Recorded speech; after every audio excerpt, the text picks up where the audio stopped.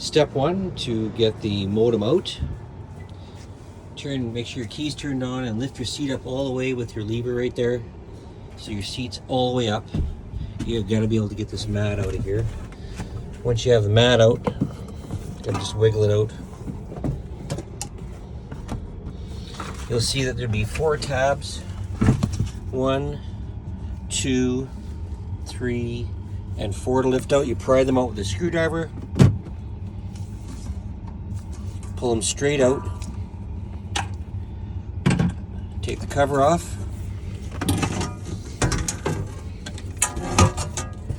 Set it aside carefully.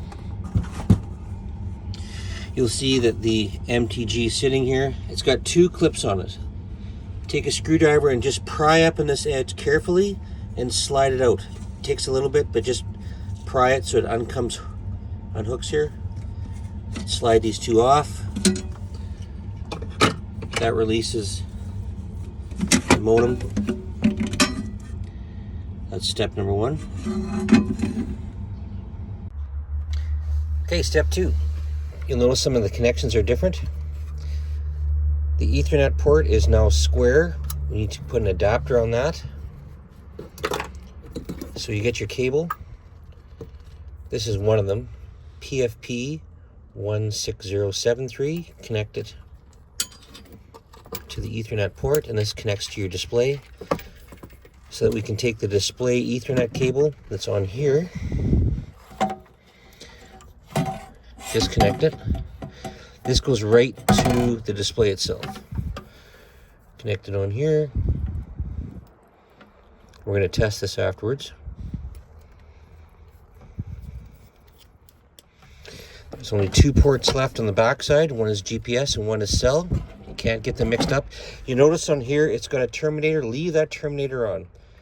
That just terminates the signal so you can use existing antennas for other applications in older machines with 2Gs. So disconnect the cell coverage unit. Hook it to the C1. And the GPS.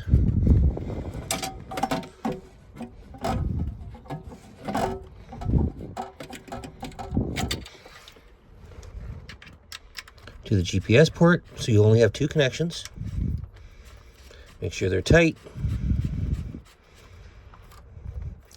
Leave the terminator on. Make sure your GPS or Ethernet's hooked up. Now we just have to hook up the power. Pop this cover off here. There's a button you just push that holds it. Rotate it back so it comes out easy. Take your old 3G, put it aside. Your 4G modem is now going to be hooked up.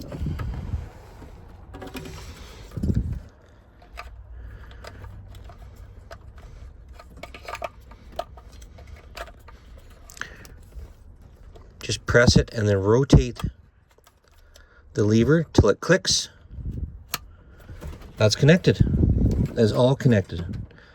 2 ports here, your Ethernet that hooks up to your display for transmitting data and doing RDA. This is very important.